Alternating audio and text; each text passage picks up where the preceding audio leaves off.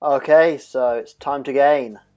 So transitioning over into a gaining phase.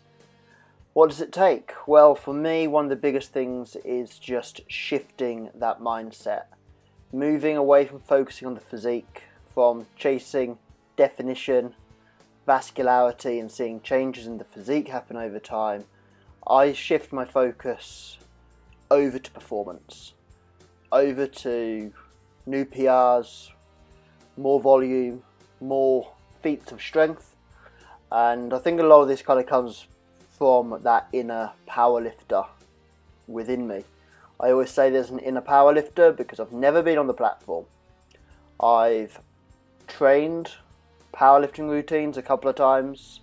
I get kind of close and then I tend to get distracted, and I've never made it to platform. But just in terms of enjoyment, I do really enjoy the big three lifts. I love squats, bench press and deadlift, and I'm pretty happy training them a lot. What you're seeing here, I've just said like physique's not important, but through the gaining phase I want to keep an update of my physique just to show people how the physique changes, where the physique goes, and that it's perfectly fine to get a little bit fluffy in order to favour performance over physique and conditioning. So we have to make that sacrifice. We have to let that physique fade away so that we can achieve better performance. Because better performance is going to mean better strength, which is going to lead to more muscle mass in the long term. So, where's my performance focused at? Well, one thing I've followed a good year or two now is the RGA Barbell Challenge. It's just a Swedish gym. It focuses around the squat, bench, deadlift, overhead press and the seal row. So this is very much how my off season is going to look. This is going to have my biggest focus, especially initially, are how well I would do within the RGA Barbell Challenge. They split a light and a heavy, with heavy being you've got 60 seconds to AMRAP a set load, and light being 100 seconds to AMRAP a set load. And that load's based on your age, height, weight, etc. So it gives me a focus beyond actually powerlifting and going and training for a single. So it's actually a lot more kind of volume based. So that's kind of where my focus is, and I'm going to use that to probably test and kind of keep me occupied in terms of performance. But all in all, I'll be looking at driving these lifts up. You can probably add a chin up into that mix as well, but the bulk of my training is going to come from those 5, or with chin ups, those 6 variations. Training at the moment is very simple, nothing fancy. 2 heavy days, 2 light days, thereabouts. There's a little bit of a crossover with my deadlift and squat. I prefer a heavy squat one day and a heavy deadlift, but everything else around it is heavy and or light depending on the day. It's a 4-day split. Light days are trained back to back. Heavy days are trained with a rest day in between. And very much what I'm doing is I'm just kind of establishing where I am before I get fancy with the programming. I know I can pull a bit of linear progression initially, probably for the first 4 to 8 weeks, and a lot of that is because I've just removed a lot of the fluff around the sessions. So when it comes to a training session, there's little isolation movements and very little amount of accessory work. I've still got like a split squat in there for the lower body, but literally squats and deadlifts make up the bulk work of it, and upper body is covered by bench press, seal row is my horizontal movement, overhead press and chin up is my vertical movement, and then there's just 1 day per week where I will target just 2 sets of about 10 reps on biceps, triceps and some form of lat raise, and there's a little bit of calf work, but very stripped back. 80% of my training is coming from those big key movements, and obviously you're seeing those get played through the background. They're just in a random mishmash order. They're not in any sort of sequence on how I train them. Some of them you're just seeing a one set, others you're seeing a kind of top set with probably 1 or 2 back offs. So my main thing over this next 4 to 8 weeks is just to progress where I can in quite a linear manner before I have to get a little bit smart with programming in order to get stronger across these movements. One thing I did try, and I don't think I'm going to stay with it, is I did try removing the lifting belt, which I kind of like and I kind of don't. Because my squat frequency is 3 times per week and there's a heavy deadlift in there, I will actually use my belt on the heavy work because I'm not going to use it on my 2 lighter squat sessions, and I'm also not going to initially pull a deadlift with the belt either.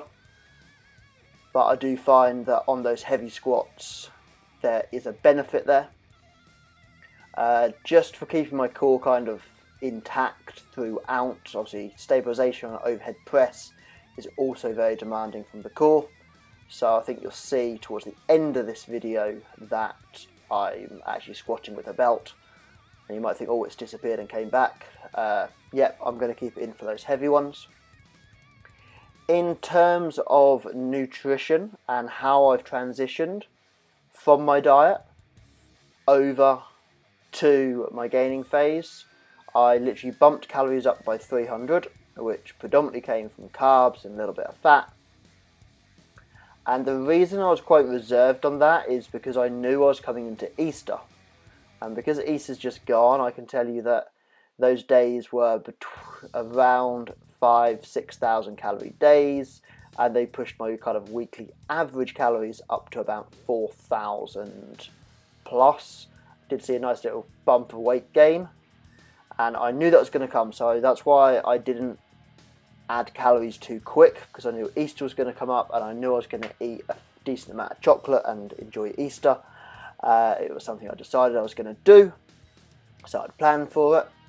So now, as I'm recording this video, I am just going to allow scale weight to settle, and then what I'll be looking at is steadily increasing my body weight from where I was dieted down at 181, 182 pound, and obviously my max body weight I will kind of allow myself to go to be 90 kilos, which is 198 pound.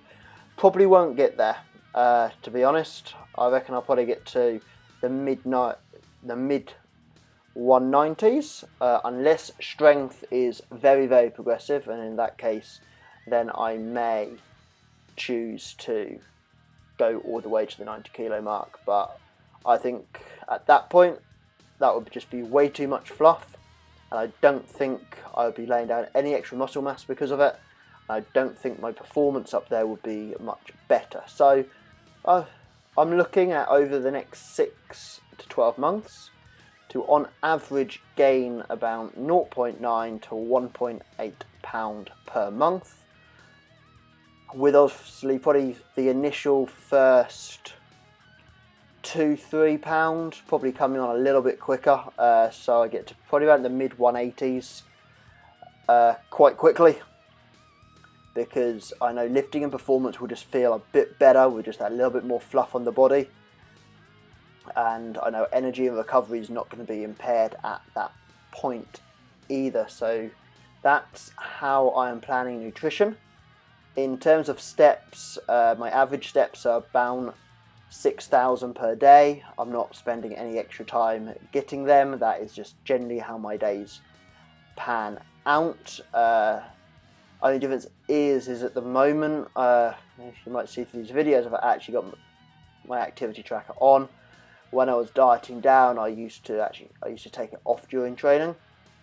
I think just because I'm not using straps as much, I'm not I've kind of gone a little bit raw through this first training block, just as I establish where I am. I just don't have the need to take it off. Normally they get in the way of straps and wraps and things, so I tend to remove it because it's more than anything in the way. But I've been keeping it on through sessions, so obviously you could argue that my steps are actually well below 6,000, probably closer to the 3 or 4. And that is very much how I am going to go into my gaining phase. It's moving that focus from my physique over to performance and pushing performance, getting strong on those big fundamental lifts. I will always put my physique down to predominantly being strong on the basics. I'm a firm believer that if you've got a decent barbell squat, you're going to get more out of a hack squat or machine squat when the time comes. Same with the bench press. If you've got a good bench, then I think you can take greater advantage of machines and dumbbells when the time comes. Equally, I don't seem to struggle with any of the movements. They all feel comfortable, and I do also find them very enjoyable. Obviously, for some people, they would be better off using variations of the squat, dead, and bench if they have to, due to biomechanics, limbs, and lifting preference. But I enjoy these lifts, so I love just kind of getting in there and progressing. Here we go, we've got a squat with a belt on, so this is very much how my heavy squats are going to go. God damn, I want to see this up at 2 times body weight for 10 reps. That's one of my off-season goals. I've got plenty of these, but yeah, I want 2 times body weight for 10. So there we go, kind of wrapping up now. So keep following. Make sure you've hit the subscribe button. I'll be posting a video up every 2 weeks, I think. Just to talk you through how things are, where things are going, where things are progressing, where I am in terms of calories, and my current training approach. I really hope you find these videos interesting and informative, and you can take something away. And if you have any questions, always feel free to ask them in the comments. I'll be more than happy to reply back or potentially cover them in future videos, be it on the off-season gaining, if there's any specifics people would like me to go through, or potentially on a coaching Q&A video, which you can find those on my YouTube channel as well. So, just finishing off with some glute ham raisers, the granddaddy of the leg curl. This is for legs of what like pull-ups and chin-ups are for the upper body. I really do like a glute ham raise.